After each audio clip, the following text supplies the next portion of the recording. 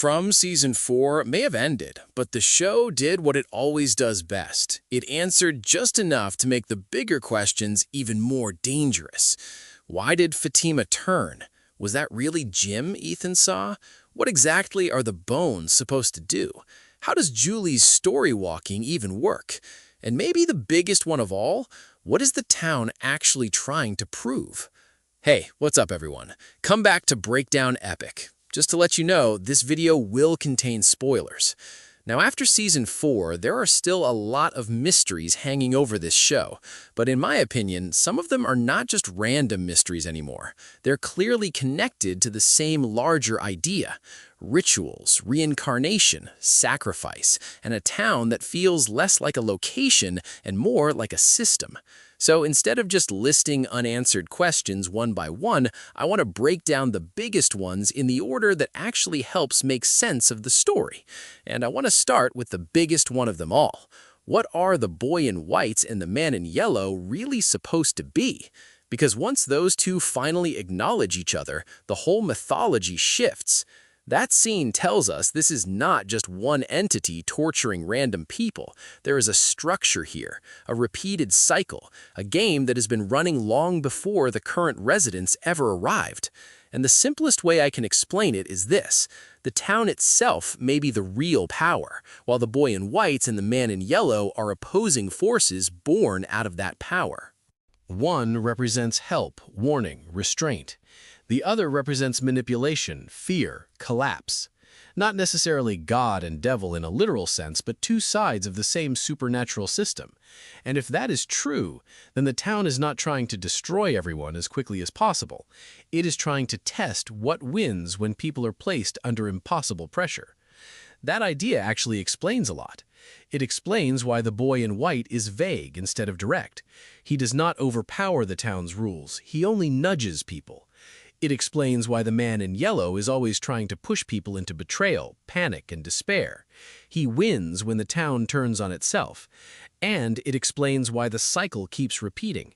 The test is not over until one side finally breaks the pattern. Now, if that is the larger framework, then the next question becomes obvious. What role do the bones play in all of this? Because by the end of season 4, the bones feel less like a clue and more like the center of the ritual system. The town was built on sacrifice. That much feels increasingly clear.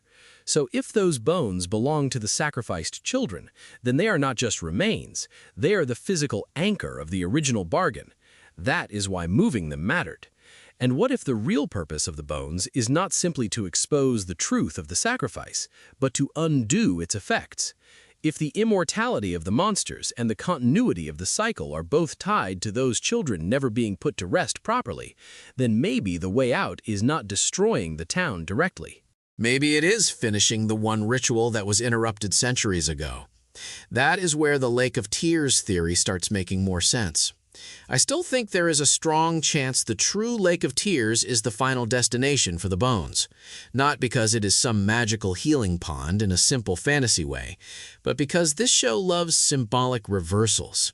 If the children were sacrificed in water-adjacent ritual imagery and trapped as part of the town's curse, then returning them to the correct place could be what finally ends that bargain.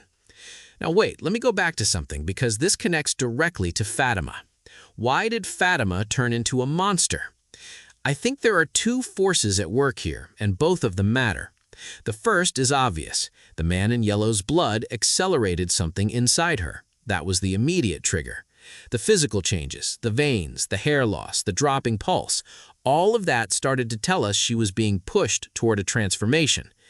But the second reason is much more important.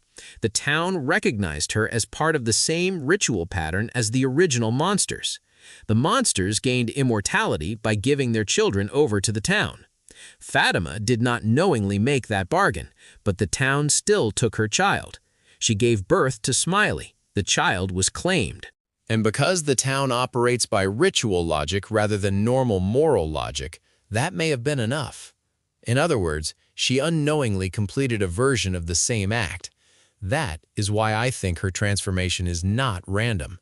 It is the town classifying her into the same system. And here is the part that makes her different from the others. she still remembers who she was. That means Fatima may not become a normal monster at all. She could be something in between, a hybrid, a protector, maybe even the real version of the golem she spent so long building.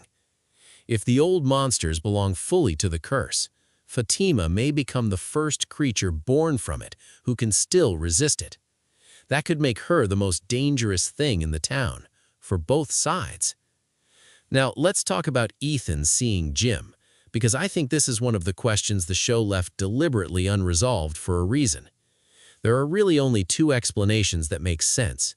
Either Ethan genuinely saw some form of Jim's trapped soul, which would support the idea that the dead remain in Fromville in some state after death, or it was the man in yellow wearing Jim's face to manipulate him.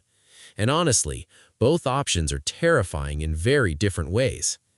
If it was really Jim, then Marielle's theory about souls being trapped there after death starts looking much more believable. But if it was the man in yellow, then that means the entity is not just willing to exploit grief, it is incredibly good at it. It knew exactly what face Ethan needed to trust, and it used that trust to send him toward the Lake of Tears, which then indirectly led to more disaster. Personally, I lean slightly toward it being the man in yellow, because the timing lines up too well with everything that followed. But I also think the show wants us to sit in that uncertainty, because both answers deepen the horror. Now let's move to Julie, because Season 4 frustrated a lot of people with how little it seemed to do with storywalking. But I actually think the rules of it are becoming clearer. Julie thought she failed because she still had the symbol page with her after trying to use it. But I do not think that means she was wrong. I think she was halfway there. The symbol may not be a one-time ticket. It may be a bookmark, exactly like the show hinted, that only works once she redraws or re-engages it with intention. That would make storywalking less random and more navigable. And if that is true, then Season 5 could finally make her ability central, not just as a weird power, but as a practical way of going back into key moments, revisiting past cycles, and maybe understanding what specific changes actually alter the outcome. I am going to lock in a prediction here. Julie's storywalking is eventually going to matter most, not because she saves one person, but because she learns which moments can and cannot be influenced. And that knowledge will probably be the difference between repeating the cycle and breaking it. Now, one question that still bothers me, and I think it should bother everyone, is Donna. What did she actually experience when she died? Because the show spent too much time building the idea of souls, death, and what happens in this place for Donna's temporary death to mean nothing. Either she saw something and is not saying it yet, or the lack of anything she saw is itself the answer. If she saw the dead, that changes everything. If she saw an exit, that changes everything. If she saw absolute nothing, that also changes everything.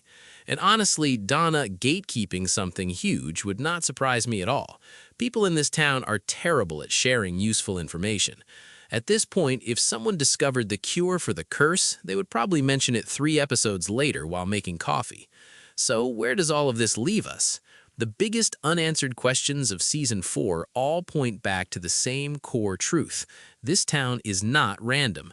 It is ritual-based. It is cycle-based. It reacts to sacrifice, memory, and emotional collapse. The bones likely matter because they sit at the center of the original bargain. Fatima turned because the town counted her child as part of the old ritual. Julie's storywalking matters because time itself may be another layer of the ritual. Ethan seeing Jim matters because grief is one of the main tools the town uses. And the boy in white and the man in yellow matter because they represent the 2 opposing directions the cycle can still go. Before I finish, let me give you the fast-fire version of where I land on the biggest questions. Fatima turned because the town counted her child as part of the old ritual. The bones are probably the key to undoing the original sacrifice. The true Lake of Tears may be where that ritual has to be completed. Ethan probably saw the man in yellow wearing Jim's face, but the trapped soul theory is still alive. Julie's symbol system was not wrong, it was incomplete. Donna absolutely experienced something while dead, and that reveal is still coming. The boy in white and the man in yellow are likely opposing forces created by or bound to the town itself. And the final season is probably less about solving one mystery and more about performing the right ritual to finally end the cycle. But anyway, those are my answers to the biggest questions Season 4 left behind. If you enjoyed this video, make sure to like, subscribe, and let me know in the comments, which unanswered question from Season 4 do you think is the most important heading into the final season? I will catch you in the next one.